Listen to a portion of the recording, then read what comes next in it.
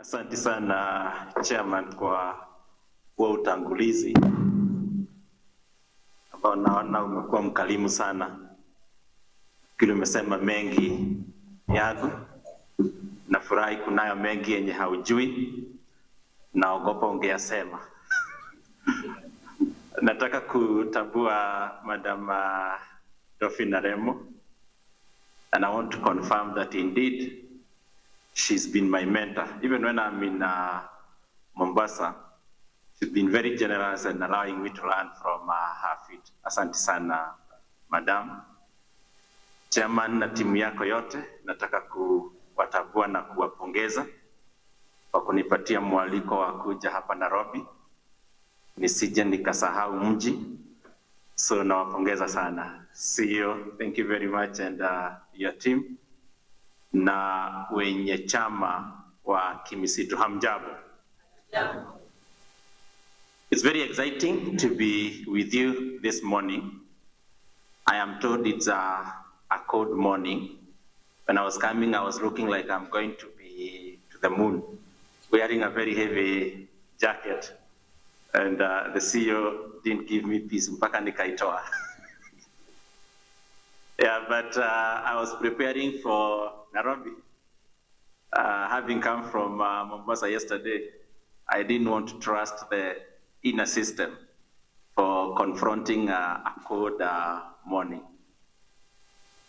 I am very happy that when I was in Nairobi, I don't know, for some reason, I didn't get an opportunity to come to meet the members of Kimisitu. It could be because of the structure that we had. But kama Waswahili husema, hayawi huwa. And here we are this morning. Na I was privileged to be with your members in Mombasa.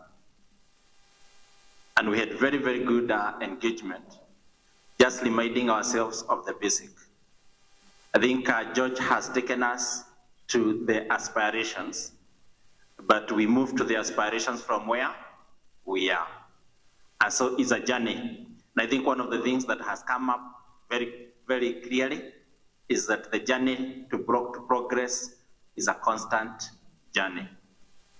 I made a number of observations when we were in Mombasa, and I took that to be a representation of who Kimisitu members are. And one of the things that I observed is that we have very many young people in this society. Even when I looked at the crop of leadership chairman that was here, it is representative of a society that has been able to win the aspirations of the young people. It may surprise you, I had a meeting very early this morning before coming here, and I was told that the average age of the board members is 60 years. So that is the average. So the gentleman, the few people that I met, one of them, the chairman, he was telling me, I am the youngest, and I am about to hit 60.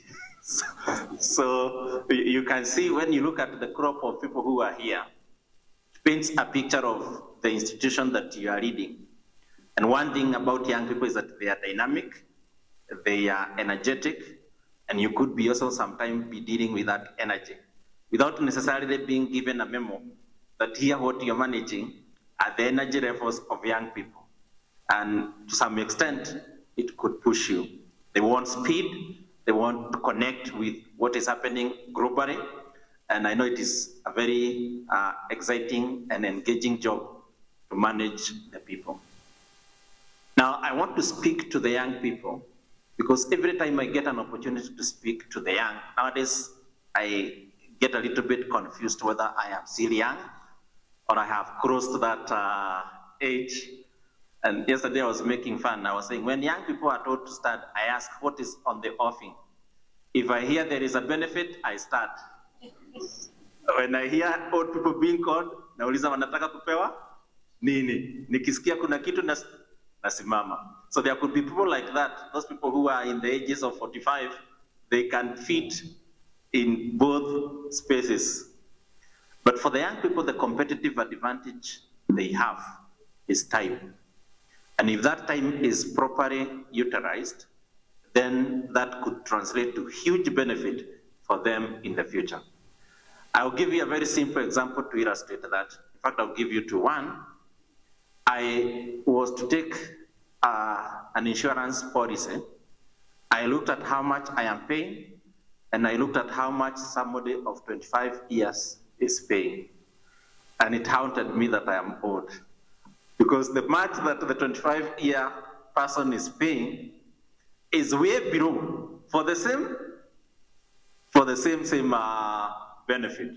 So advantage of time, make good use of it, because time is really priceless. We were given a very interesting example by the chairman of one of the societies, Madam in your region, Nation Sacco. And she told us of what was happening in 1970. And she said, in 1970, if you had 5,000, you could have bought a good car. 1970. Then he moved fast to 1990, and said in 1990, if you had 5,000, you could have bought a good motorbike. Then he moved to 2010 and said in 2010, if you had 5,000, you could have bought a bicycle. Then he said today, if you have 5,000, you could be lucky to buy a shoe. That is what 5,000 has become over time. Then quickly I picked the item for purchase and I tweaked it and I said, if you bought land in 1970 worth 5,000, what would it be today? You'd comfortably join the club of millionaires, isn't it? By the decisions that you made. That is the advantage that we have for the young people who are here. Make this time count for you in the future. I am impressed that there are very many ladies that are in the room. I have a message for the ladies. If you look at the socio-cultural changes, time has come when ladies need to take charge of their destiny. It will surprise you. My first mentor to investment was Madam Maremo, talking about how to acquire a property, how to buy a house. And it was a challenge for me, saying if she can do it, then I think I need also to put more effort. And that has been my journey. Take charge, because it is proving apparent that men may not be always present to take care of your financial destiny. Where I come from, men are increasingly becoming irresponsible. Tunakunywa sana na tunaacha majukumu. Mkitutegemea, you could go to heaven and say, you know why I didn't take my children to school? Yule mzee ulinipatia, sasa unaambia. Now that is your conversation with the Gabriel. Yule mzee ulinipatia, aliachia majukumu na mimi nikaachana nayo. Another reason is the longevity of women. Women are living longer than men. You may want to think about how that life will look like. But we also have my fellow men in the forum. Your relationship with money has a direct correlation with all those other relationships that you have. And that you're likely to be left because money left you. And you need to think about that seriously. More important is about your old age. I want to give you a very short story. During the time of Kibaki, there was a lady, you remember the time when the Mauma were honored? There's a lady from Nyeri, and I come from the neighboring county called Muranga County. A lady from Nyeri was around 80 years, and she was compensated for having fought for freedom, or for having registered as a Mau Mau fighter, whatever the case. And the husband was still alive. The husband was 83 years old. The first thing she got when she received 400,000, alifukuza bwana. And that story really spread like bushfire. It was everywhere, it was in the media. Then some media people decided to visit this lady. Walipofika kwake walimuuliza, sasa mzee wa miaka 83, unamfukuza aende wapi? Wow, this lady was waiting for somebody to question her decision. Akaanza akaambia, unaona huyu mtu, huyu alikuwa ameajiriwa na serikali Nairobi. Kazi yake ilikuwa ya messenger. Na si unaona si kazi kubwa? Lakini hiyo miaka yote yenye alikuwa anafanya kazi Nairobi, hakuna siku alituletea kitu. Hakukuja na pesa. Pesa yake yote alikuwa anakulia. And you know she can't stop there. She must try to explain alikuwa anakula na nani.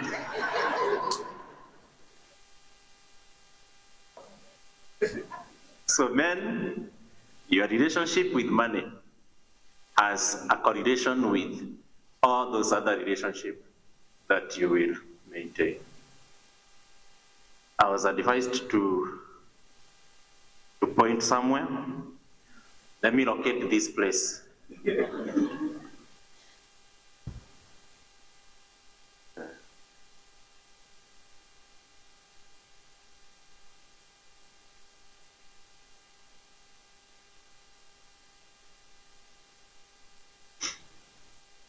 Yeah, so I want to intimate to you that you have a very good name. Those of us who are out there always desire to come and meet the owners of this institution. You have a reputation, Chairman. And this reputation, I don't know whether you are conscious about it.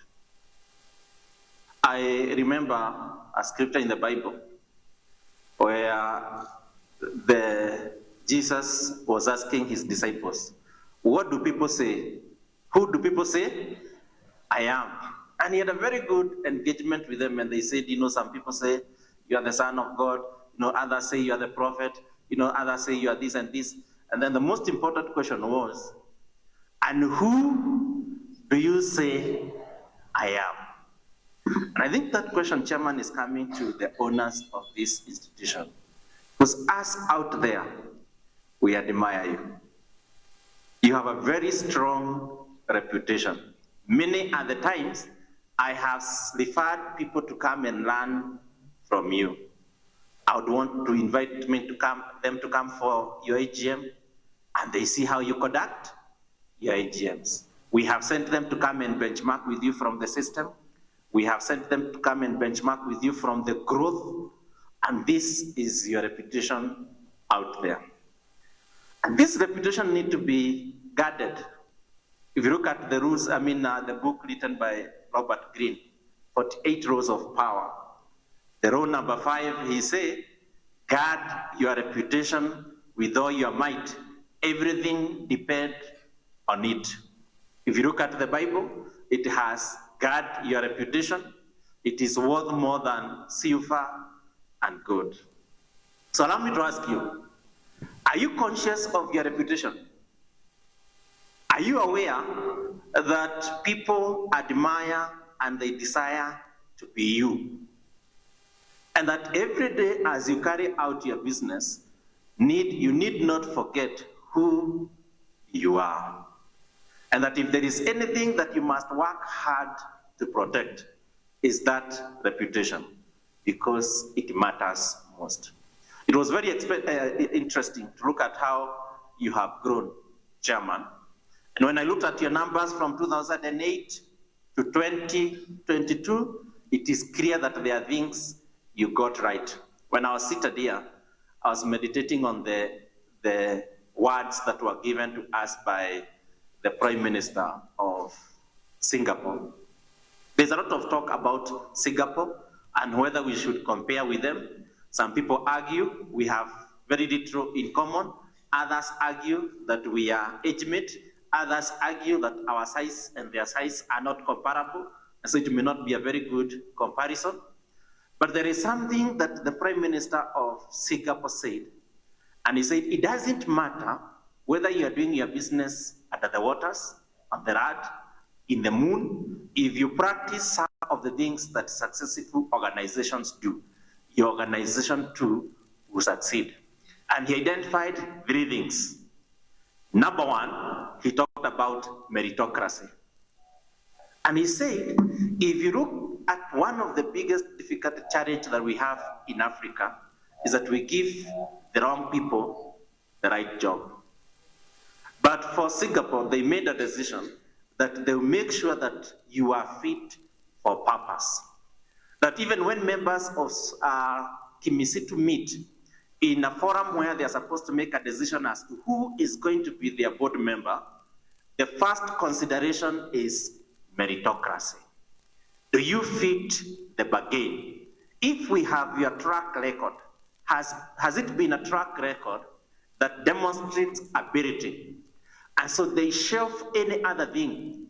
They shelf cronyism, nepotism, tribalism, all those association drinking partners, and they say, for this job, we give it to the right people. I want to applaud you that even this conversation we are having with the members is part of embracing the value of meritocracy.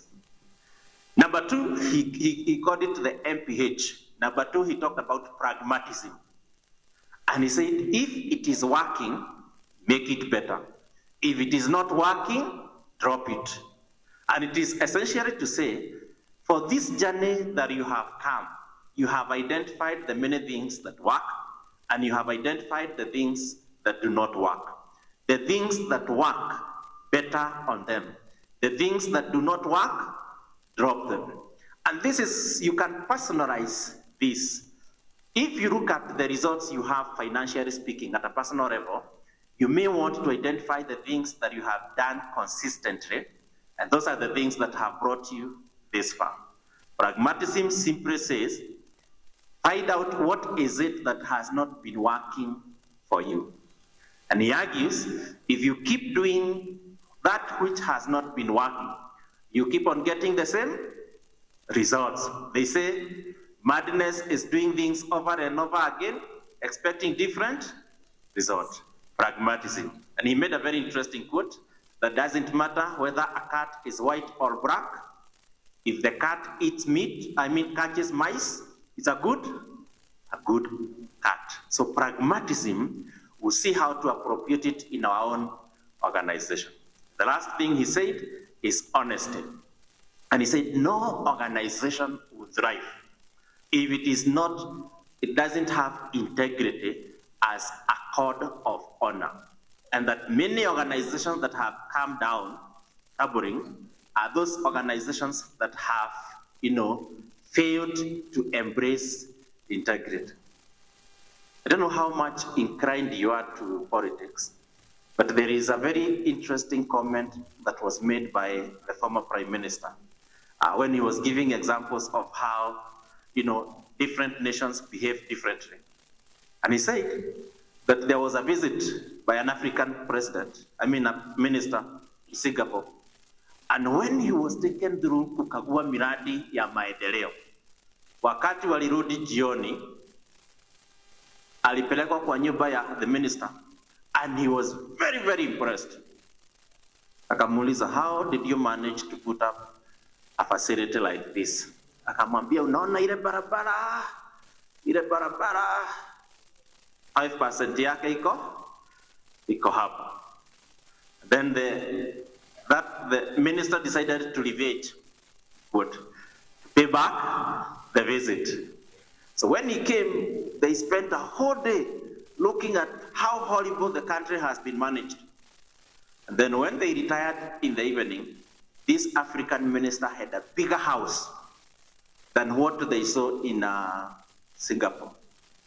Then the minister was wondering, how did you manage to put up a house like this, not to mention in a poor country?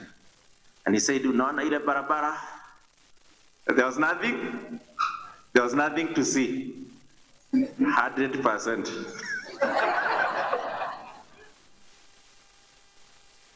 So integrity is a variable for any organization that is going to succeed. So from the CEO's presentation, that our organization has been present for the last 35 years, not 35, but from 1985. If you translate that, it's approximately how many years? that over that 8 years, giving service. I don't know how many of us in this room are younger than this circle. Anybody who is younger? Oh yes, they are there. They are there. I think we need to clap for the people who conceived the idea of starting this society. Because 38 years ago, before some of us were born, some people thought of starting a financial institution. And how they conceived that idea, we could say it was inspired of God. And this is the organization that the journey was presented to us here by the CEO. It has now grown to be the number 11. Number 11, and by the way, it is number 11 in the whole country. I think one of these days, Chairman, we need to look for the promoters and we honor them.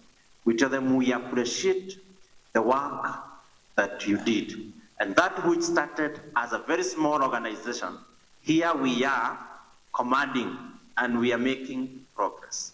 So I have a few questions for you. What behaviors did our founders adopt that guaranteed success this far? When they were somewhere around ICRAF, what is it that they did? And would you want to track some of the habits and the behaviors that they adopted so that you can imagine what is it that they did? I'm sure there were those days when there was no dividend in this organization. You imagine? There were those days where even when they were to attend a forum like this for education, they could not hire facilitators the way it has happened today. Today you can facilitate members to come for education. But before then, there were those days when the founders paid the price that we are enjoying today. I want to put it to you that this is part of your inheritance, part of which was bequeathed to you is the society in its current shape. Some of us, we have participated in that journey, but this is our inheritance. Let me just digress a little and talk about managing an inheritance. And why I speak about this, I am becoming very passionate about people who work very hard, and then they hand over the estate that they have worked very hard, and they give it to people who destroy it within a very short time. And the perfect example is of a man, when he retired, he was working for Nakuru Mattress. He started a shop, and the shop he was helped to start was a shop he was helped to start by the employer for having been very diligent.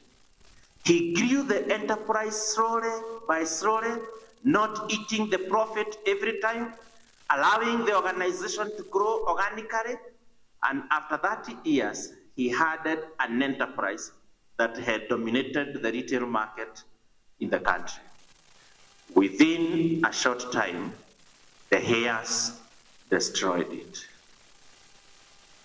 I am sure where this man is, he must be turning. And these are people now, in their future generation, they will be telling their children, we used to own a supermarket. So what sacrifices did they make? And what would we borrow as behaviors from them? So more specifically, how did they make the financing decision? And I want to applaud you.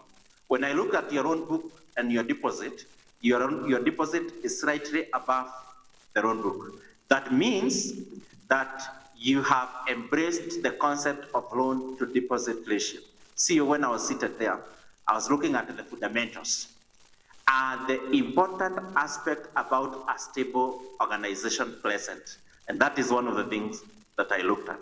And I was impressed to see that you have allowed your deposit to grow in tandem with the loan book. And what that means then, that if the quality of the loan book is good, you do not need to be assisted by other financial institutions to service their own facilities. How did they make the borrowing decisions?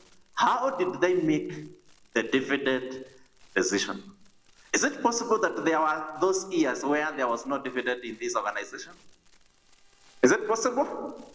And that possibly was when they were building this organization slowly by slowly. As the owners, we must continuously make those decisions that will allow this organization into posterity. How did they carry out the recruitment initiatives? And to remind you, I don't know how many of us here were recruited by a member. A member came to you and talked to you about Kimisitu Sacco, and that is how you joined. Wangapi? Oh, very good, very good. Tupigie hao members makofi. Those members who recruited us. So, if you recruited one, and I remember your testimony, Vice, how you are recruited by another member. Those days, the CEO didn't have this elaborate team, but the Sacco still grew. The Sacco still grew. If it grew then with a smaller number, how much more can it grow if all of us are to adopt that we are the people who will be recruiting the society? I will possibly not engage you in the proper understanding of what a Sacco is and why it is necessary to exist. But maybe just to answer that question, is that the justification for this Sacco to exist is how you will look like when during the journey and when you ultimately retire. And it will be interesting, Chairman, for people to be giving testimony and say, if it were not for Kimisitu Sacco, things would have been different. I would not have saved, I would not be having this accumulation. You know where I am pointing is still a guess.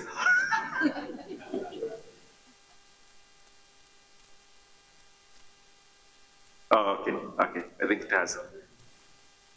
Oh, but there's a position, huh? Okay. Yeah, so the question is, how will our success look like and what will be the verifiable indicators? And I think I have indicated that the success of this Sacco will be how our members will look like once they have exited.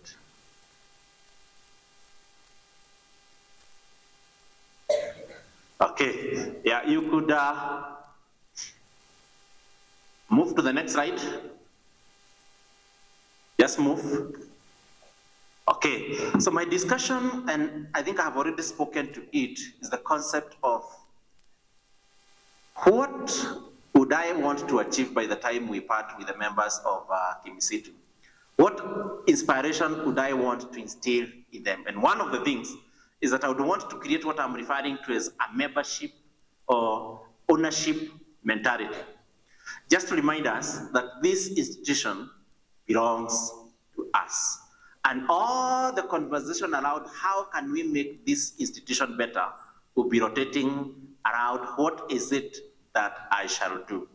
I remember this question by J.F. Kennedy telling the Americans, do not ask what America will do for you, ask what I will do for America.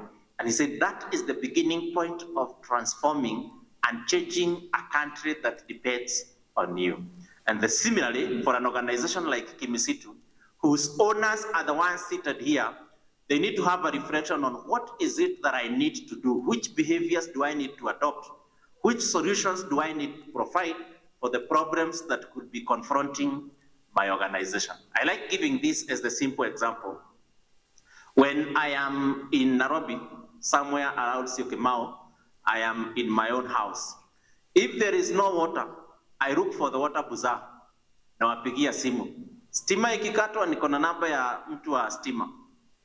But when I am now at my workstation in Mombasa, I stay in a rented house. Hata stima kama ninajua ni Kenya Power, bado napigianga caretaker. Namuuliza, unajua stima itarudi saa ngapi? Ikifika maneno ya maji, namwambia naona hakuna maji. So anasema ni kama kuna shida ya pipe, utafanya nini? Unataka kuva? Utafanya nini? Now you can see the different mentalities and how I am solution oriented when I'm in my own house. Ownership mentality. An organization with more owners will beat an organization with alternative mentality any time of the day. It is people who make their own institutions what they are. Waswahili husema ukiona vielea vyaudwa na vinaudwa na wenyewe. The second point is by Kimisitu build Kimisitu. And this is a clarion call for any financial institution or anybody who has started a business. The patrons, the customers of that organization must buy from you.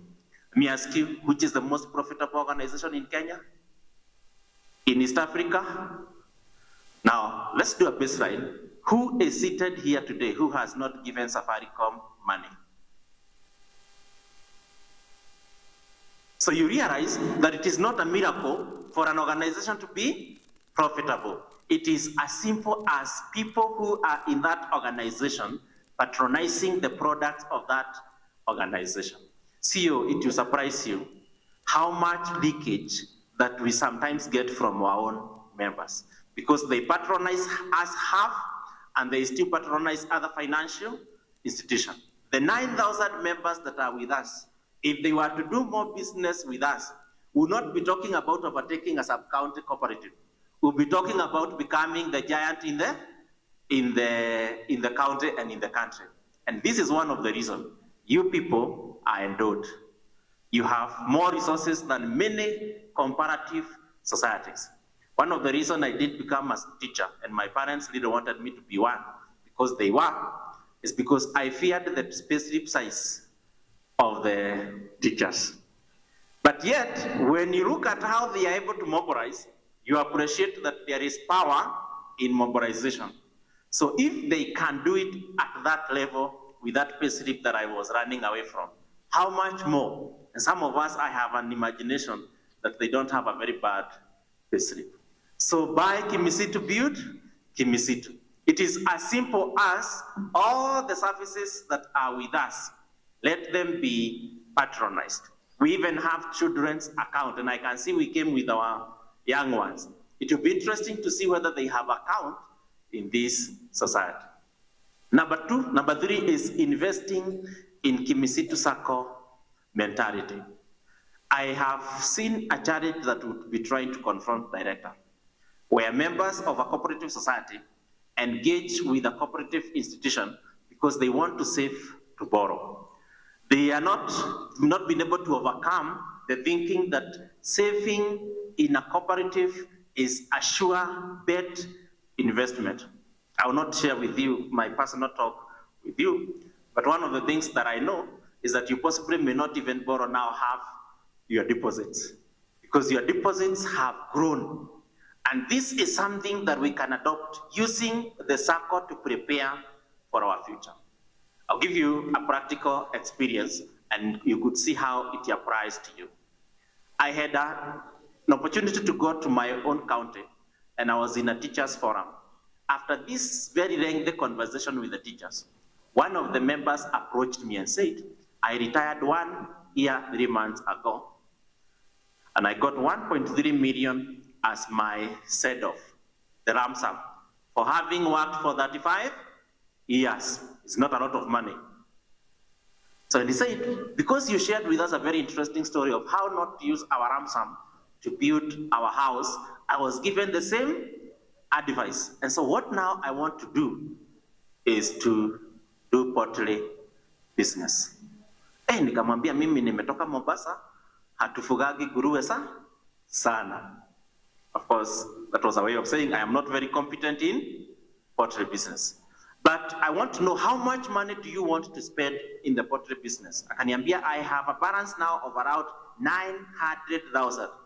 Where is this money? And he told me this money is somewhere in a bank account. And quickly, I looked at how much he's getting as interest from that bank account, and I discovered he was getting 3%. That money was in that bank account for the last 9 months. Even if it was to be there for the entire year, how much would he have gotten from his money in the bank account? 3%, 900,000. Tufanye mahesabu ya pesa. 27,000. In his own society, there was a product which he would have patronized for 10%. He would have taken that money, put it in the Sacco fixed deposit account, and it would have earned him 10% per year. How much would he have gotten? 90,000. What is the difference? 60 Is it 63,000? Do you sympathize with this member? Would you be making the same financial decision? You sympathize with them in terms of the loss.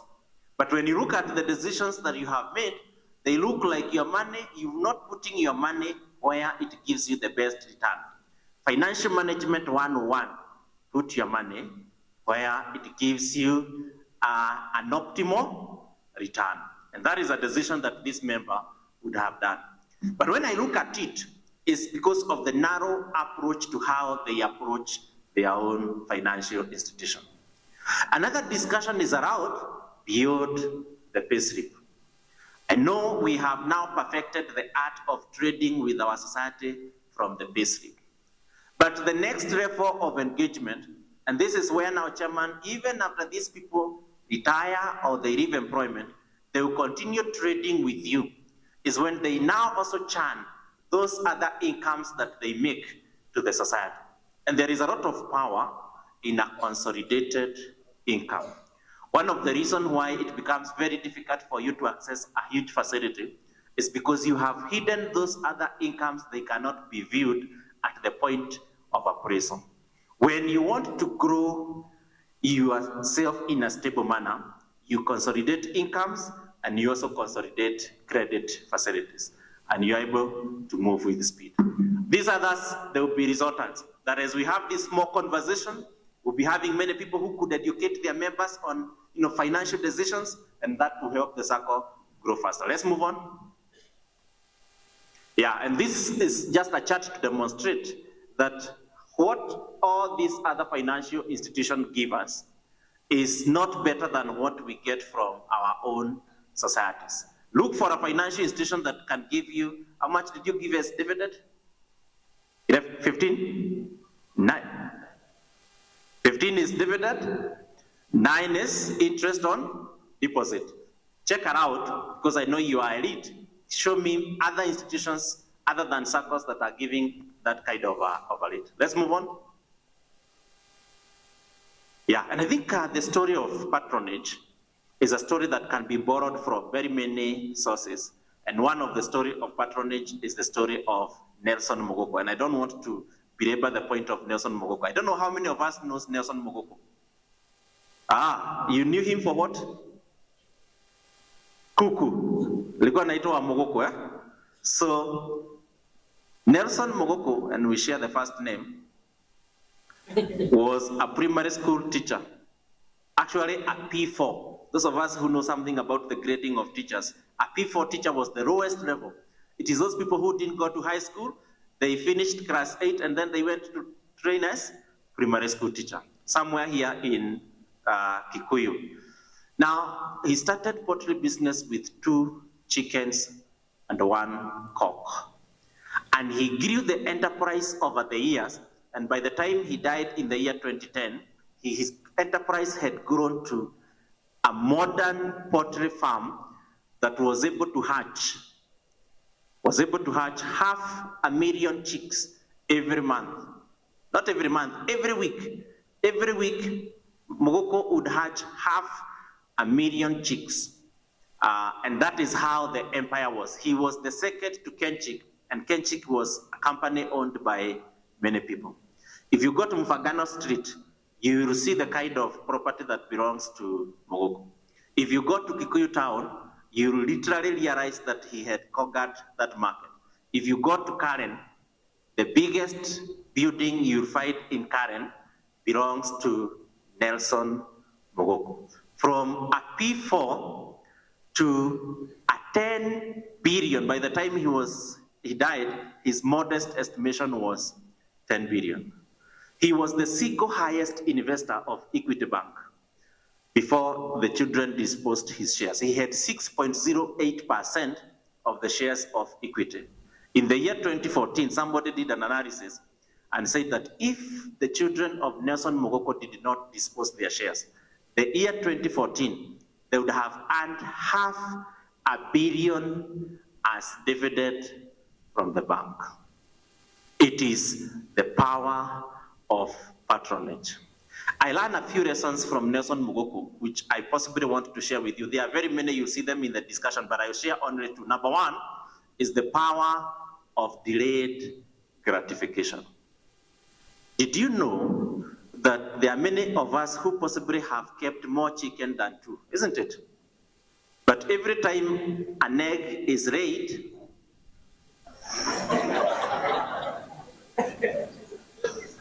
you eat. You lose the ability to see the chick in the egg. But the story of Nelson Mogoko is the story of waiting for the egg to hatch into a chick, and then he can eat the subsequent eggs from that chick. And I'll give you a perfect example of your eggs. Your interest on deposit are your eggs. When this reality hit me, and it is from discussing with Madam Maremo, for the last 6 years, I have never taken my interest on deposit. I have now discovered that my replowing bank has a higher ability to increase my deposit than how I contribute every month. Because every month, if I contribute 5,000, it is only 60,000 a year. But my plowback would be 100,000 plus. So I can contribute 5 and grow using my interest on deposit. I felt the first year I felt it. Because they had even trained my family that huwa tunalipwa dividend around February. So there was, you remember the expectation theory? There was expectation, umelipwa. So I had to orientate everybody. Let's not be having conversation around my deposit. They are for my future. And that is how you grow your enterprise. You will not grow it very much. Let's move by just proceed. Okay, so let me come to now the discussion around what is the role of the owners to grow their own enterprise. And I liked the MC. She made a very strong comment that maybe we didn't internalize, and said there is a very strong relationship between how the members or the owners of an enterprise grow and how the enterprise grows. Why? Because the cumulative growth of an enterprise is the aggregation of the individual growth. The best demonstration or testimony that an institution is growing is how the members or the owners of that institution are enjoying. In the philosophy of shared prosperity, it is not right that the Sacco is growing very well, but at individual level we are not growing. We got a deposit of 7 billion. Nataka uiandike mahali. Deposit, Sacco deposit, andika 7 billion. Then andika ingine my deposit. The Sacco deposit is clear, 7 billion. Sasa andika ya. Then we could go on and look at even what is the average saving. And then you compare the average saving from your own saving. Are you within the average, above average? Are you the one increasing what my support walikuwa naita standard deviation? Let's move. So I'll speak to the specific roles of owner, but I must say this from the onset, that the life of this institution is in the hearts of the owners. It is in the hearts of the members. And I say this with experience. I met in a forum, and members of a certain society agreed that they want to fold their own society and be married or be, let me use the word married, or be absorbed by another bigger society. When I looked at it reflectively, I understood the meaning of this, that members are the ones who decide many things that now manifest as growth, as progress, as security. All those decisions that you make, consciously or unconsciously, amount to what this institution is. What we admire from out is the culmination of what you people who are the owners have made the society become. Let's move.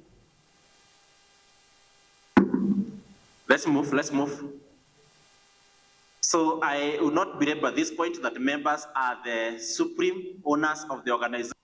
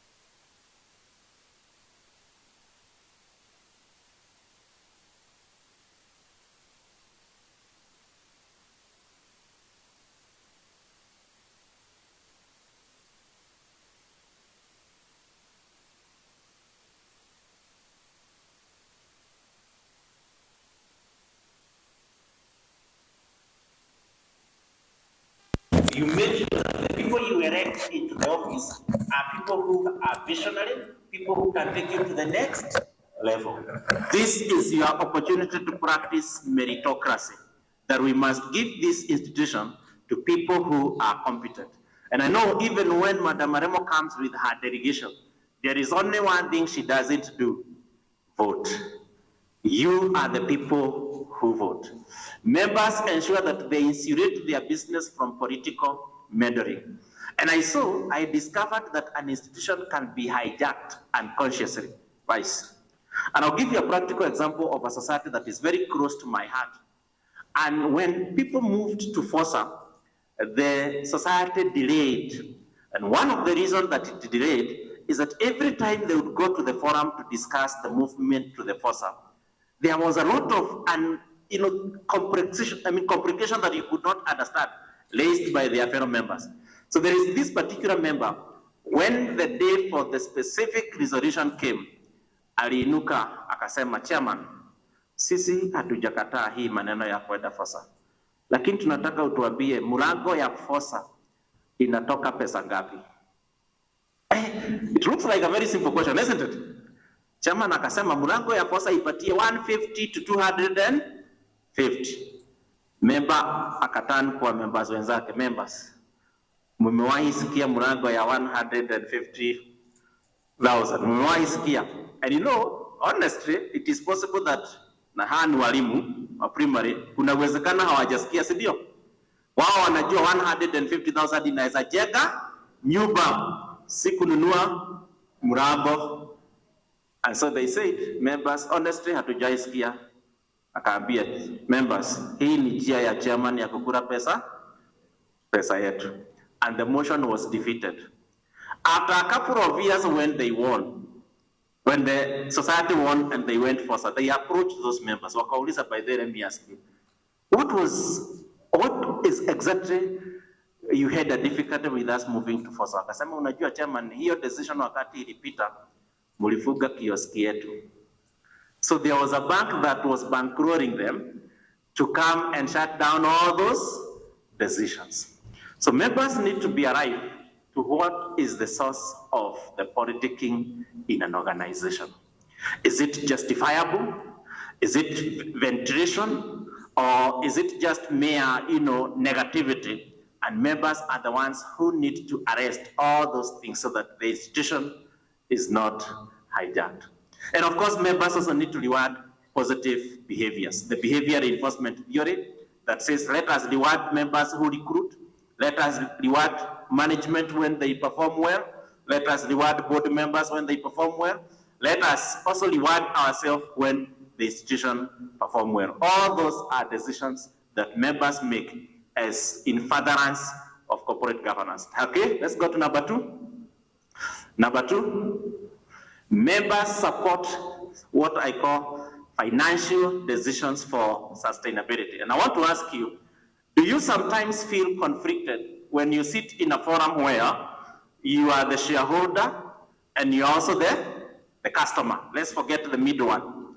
So the customer won't be paid dividend at a very high rate. I am sure you keep on asking, kwa nini hii dividend haikui, isn't it? Kwa nini haiendi 13, iende 15, yenye iko 15 iende wapi? 20. That is a discussion when you are thinking like a shareholder and should be entertained. When you want interest on deposit to move from 9 to what? Yeah, you want it to grow. Again, that is a discussion that can be entertained for an investor.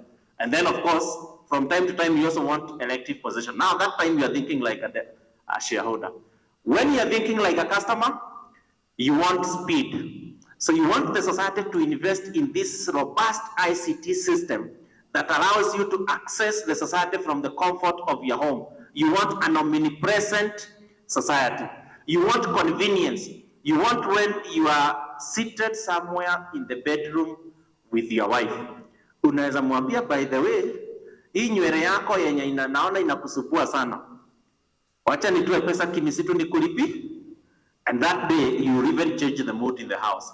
You want low tariffs and you also want attention. But those two things must be juxtaposed. They must also be compared with what the leadership would want. One of the things would want sustainability. Pay interest at a rate that you can sustain. There is no need of exciting members today with 20% only for tomorrow to deny them services, sustainability, competitiveness, and of course, continuity. Make decisions that will allow your society to extend longevity. 38 years, but the society should live forever to become an inheritance for our children. Let's make progress. Number 3, members shape the organization culture. And the organization culture is critical. If you look at this diagram, it is a diagram of an iceberg. It simply says that the most important thing that needs to be shaped, and it will shape the future of the organization, is the culture. So how do members shape the organization culture? Members initiate debates and discussions around important issues. Do you want us to become a community of savers? That becomes the discussion. Do you want us to become a community of entrepreneurs? That becomes the discussion. And members ask the chairman, we have depended on one source of income for too long. Can we start have discussions around how to expand our alternative incomes as individuals? So that chairman, I want to bring 3, 4 alternative incomes to the society. I do not want to retire this person who the only income he had was a payslip. That becomes the communication. I sent you to read a book called The Richest Man in Babylon. And the story behind The Richest Man in Babylon is that you can create a culture and a community of people who have understood financial progress in a very easy way. One man was brought and was asked a very simple question. You are the richest man in Babylon. Is it possible to train the community to become rich? And he said, yes. So we can also inculcate the same. And it is members who initiate this kind of conversation. Let's make progress. Members are owners of the capital. And this is very, very important. The share capital that you demonstrated here is the share capital that has been grown over the time. And it has grown. We must applaud you. We appreciate that you are the owners of that capital. But that capital also needs to keep on growing. And I would be very happy, Chairman, if buying shares in Kimisitu is not an event, it is a way of investment. That from continuously, you have appreciated that 15% is a very good return. And that you can even buy a share of 100 shillings, you can buy a share of 200 shillings, and cumulatively it will surprise you how your share capital in the society will grow. And I can give you an insight in some of the things that societies that have grown their share capital are doing. There is no single day that they don't buy shares in those societies. So instead of waiting for this one day when you pass a resolution, you can make it a habit, growing the share capital. That is the right behavior for the owners of an institution. Somebody talked about the behavior in the stock market, Nyabura. I still remember your name. Now, you realize that in the stock market, the trading of shares is literally a daily affair.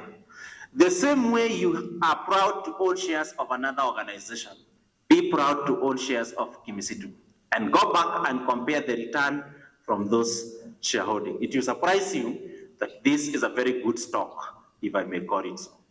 Members are the owners of savings, and I think we have really talked about how can we more savings. The savings that are idling and not earning anything, we can identify earning accounts in the society. Let's make progress.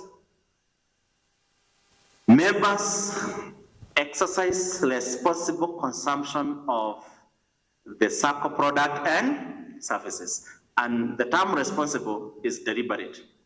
Those of us who relax sometimes when we have done a lot of work and we think we have a minute to spare, you could go to these restaurants or these facilities where EAPL is also present. One of the things that you find them say that excessive consumption of this thing is harmful for your health. Similarly, there could be excessive consumption of credit facility. Is it true that credit facility can also become addictive? And that borrowing can become habitual until you don't know how to operate if you have not borrowed? And that every Edma, you discover that you have either borrowed to finish the remaining days of the month, and they are normally more than the days that you have worked with your pay, and it has become habitual. So we may want to inculcate a saving habit concerning our borrowing. And I want us to do a very simple test using the parameters that I have put here. Take a pen and a paper and develop these 3 levels in terms of your debt health status. So there can be 3 debt status. One is very, very healthy. The second one is very good. The third one is in problems. And it could be anywhere between HDU and ICU. So what is a very good or a very healthy debt status? This is a debt status where you have borrowed and you even have a room for emergency. If an emergency was to come, you don't need to top up on an emergency. You still have a room. And this is a status where even when you borrow, you do not keep on telling your family, you know the reason I have not bought meat for the last 1 month ni sababu ile pesa ninakatwa ni yote. And you know now your children keep on wondering, is the Sacco good or bad? If we cannot eat meat, is this a good Sacco or a bad Sacco? You know the reason you people I cannot take you for a holiday, hata kama ni Christmas na kila mtu anaenda, ni sababu Sacco inanikata kila wewe uko na kamaji that you can meet your other obligation. So that is a very healthy status. Now, the second one, we are calling it very good. You could be struggling, but you are paying. Your guarantors are not aware. They are not aware that you are struggling. Mukikutana na wao wakikusalimia, unawakuuliza kukoaje, unasema ni kugumu. Lakini wanasema hiyo ni hali ya kila mtu. So you have not gotten to that point where now you are embarrassing yourself and the guarantors now are preparing to confront you. Ukitaka kalon, hata kama kuna challenge kidogo ukipigia CEO, nakwambia tutaona venye tutakupanga. So kwa medical, ukipewa painkiller utapona. Then there is another one here we are calling in problems. The one in problems is where now you have taken all the loans there is. You have also borrowed from other financial institutions. You could even have now gone all the way to the Shyrocks in the neighborhood. And you have also borrowed relatives, you have also borrowed friends, and you have converted all your friends to enemies because you're not paying them. That is in problems. So I want you to do a quick assessment. Where are you? Where are you? How many are in a very healthy debt status? Na kama haukopi usiinue mkono. If your hand is up because you don't borrow, bado hujapimwa, si ndio? Yeah, I can see we have some hands up there, and it is possible to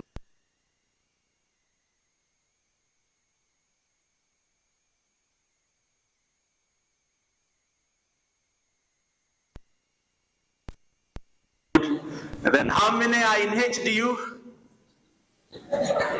Oh, then you're not very bad. Ama wengine ni venye hajaenda hospitali kupima. You know kuna mtu anaenda hospitali na unajua wewe huwezi rudi nyumbani. You must be admitted. You must be admitted. So let's look at let's go to the next slide.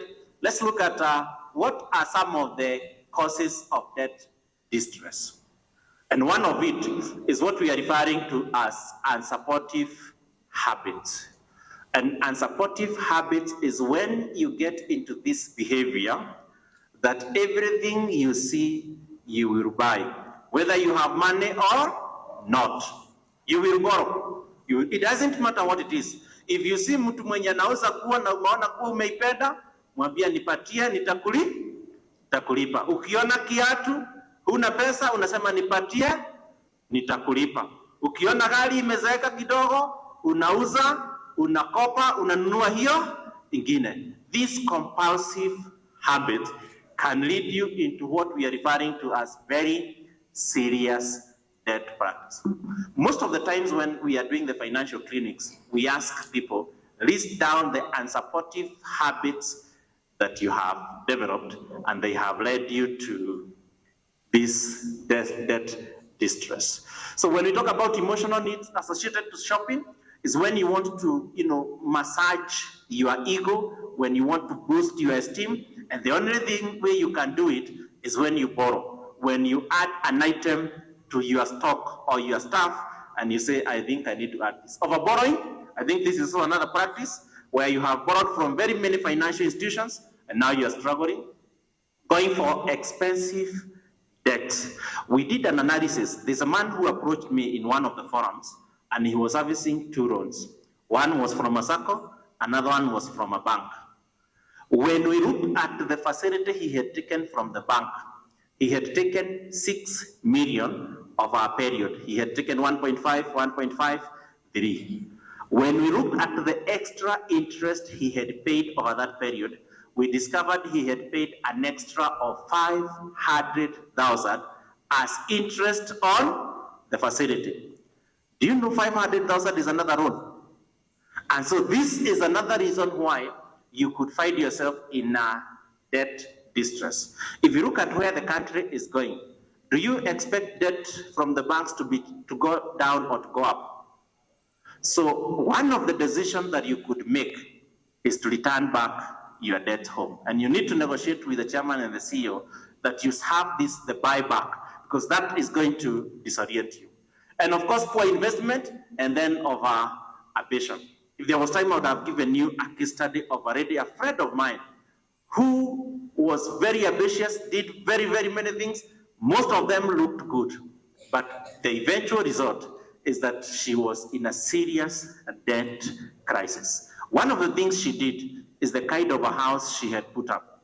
When I went to visit her, when we were doing the grand opening of her house, I said, oh my God, this is one of the houses I would have wanted to put.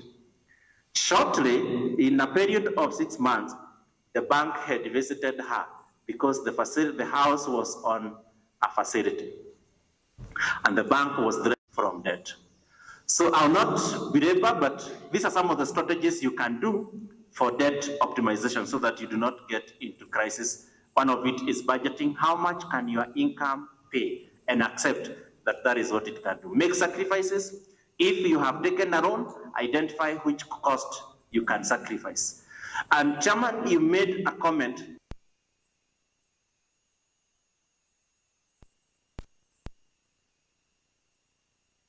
And what is wondering where to get guarantors. We still propose that that becomes the last asset to be used for securing loans. Because they are one of the things you do as you continue ticking the box of how am I in life.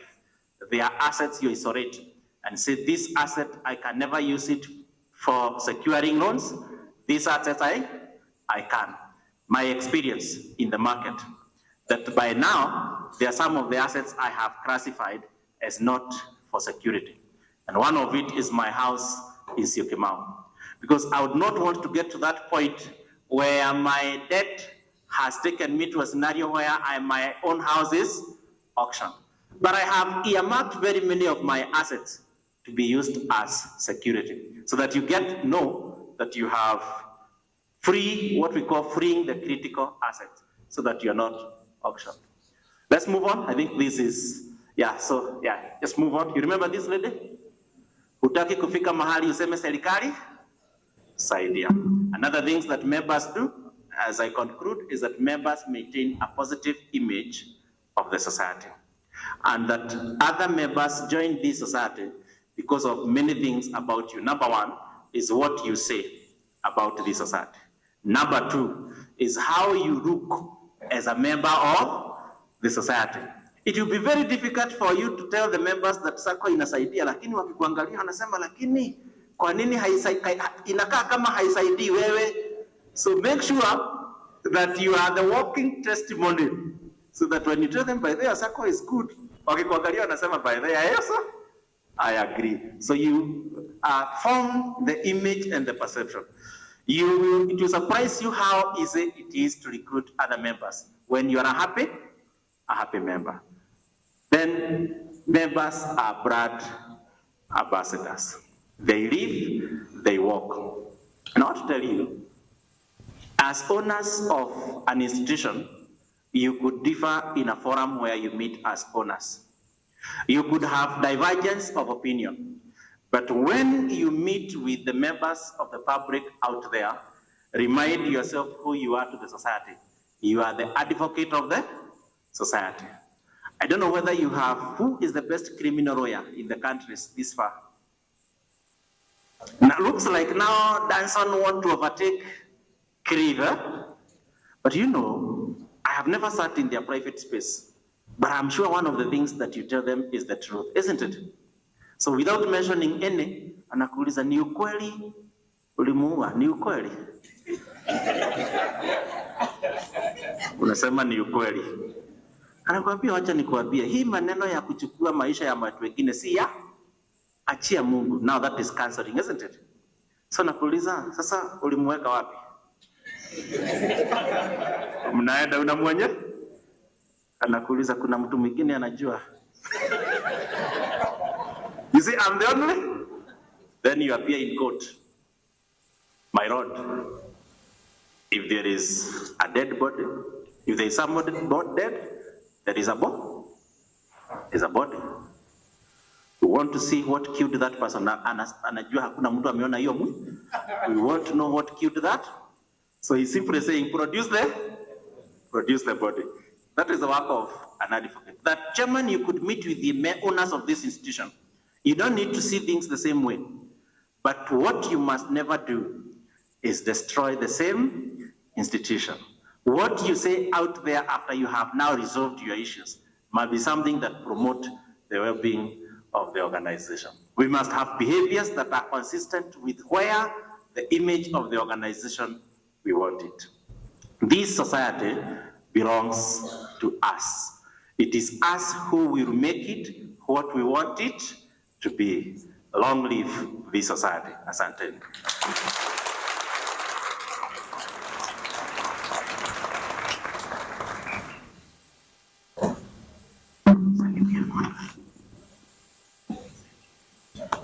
I think we can do better. Yes. I actually didn't want you to go, Nyoro, but now that you've gone, you know, when you are coming towards the ends of your slides, then I started thinking, I wish we had this training for a whole day or 2 days, because there seems to be very good things coming out of the speakers. Did Nyoro hit it on the head? How is the training so far? Then let's clap for him again. Out of the whole presentation, you don't need to answer me, but what's the take home? For me, my take home was, am I a customer or am I a shareholder? That's my take home that I'm going to think about. When you asked about where I am in the financial health check, I didn't want to carry up my hand. But in me, I carried up my hand. Do you want me to share where I was? Hiyo ni yangu. But I believe I was not in the bad place. I was in a good place. So we want to transition, but I think it's important we take 2 or 3 questions. Then we transition to the next session where I'll take it back to the MC. 2 or 3 questions. Very fast. I know we'll have a session for questions. So I can see Judy, backbench, upstairs, I can't see any hand. So can we listen to get the question from Judy? Then we move forward. Mine is about returns when members invest and members save. Mr. Nyoro, I just telling my neighbor here. You say people invest where the returns are good. Now we have this scenario in Kenya. Businesses are not doing well, so default rate like in Kimisitu is very high. And we don't have capital to cover that. I applied an AOB for me to discuss that with members. Time has not been granted for me. I have requested for an investors association, so it becomes my right to educate the other members. That is one. Now you have a case scenario like Kimisitu Sacco where people are very learned. On the one hand, CBK boards are at 14%, and you're telling a member the big savers. And I told you that, Mr. Chairman, it is not our noise that is making the big savers leave. You have a case scenario where the big savers in Kimisitu are getting 8% and 9% on their deposits. I mean, the situation doesn't add up. So we need to discuss that. Whether it is Mr. Nyoro or another somebody or me you will call, please can we have that discussion? Something has to be done. The other issue is, now when we are being educated, mine is more like comments. When you are being educated, please do not bring visitors here who tell us we do not ask for interest. First, find out from us, why do we want interest on deposits? Because of market rate, like the case scenario for CBK that I'm citing here. Nobody will have their 30 million in Kimisitu at 8% when they can get 14% in central bank, unless they are waiting to get a loan. Now, that is the case scenario that I do not want somebody standing there and telling member the interest should be 1%, 5%, 3%. Now, I don't need to, this is my last comment, I don't want to criticize anybody, but the first speaker who was there, I will not name, say that in the United States, there are circles that are paying interest at 1.3%, which is highest, and the inflation rate in the United States has been at highest at allowed 1 to 2%. In Kenya, how much is the interest rate? Because that is the basis of informing the interest we give on deposits. I'm not going to the technical details, but please do not bring anybody there who is telling members that we will not get 10% on our deposits. Sako ni yetu na sisi ndio tutadecide. Thank you, Judy. Actually, all opinions are valid. And the reason we are here is to get information. So, whatever we pick from the information, whatever we pick from all the talks that have come in here, it's upon us to take what we can. And I totally agree with you, Judy. Your opinion is all of us are, our opinions are all important. Yes, but remember my take home. Are we owners? Are we shareholders? Or are we customers? Very important point. Yeah. So Nyoro, you can respond to that.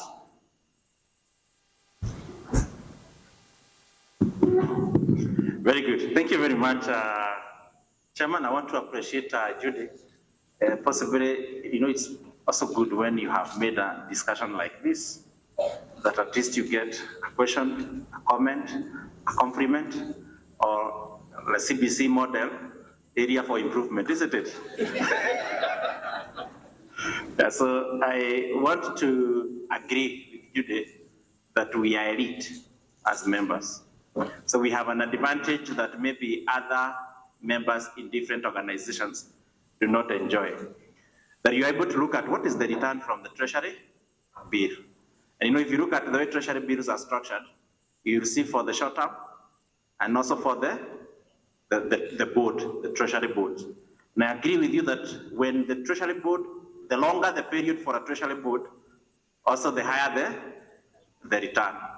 So if you are investing in treasury board, I want to compare that then with buying the shares of Kimisitu. So if the treasury board is at 14, because that is a long term, you can even invest for 24 years, isn't it? Then the treasury board cannot be compared with the interest. It can only be compared with the dividend. So if it is at 14, your dividend was at 15.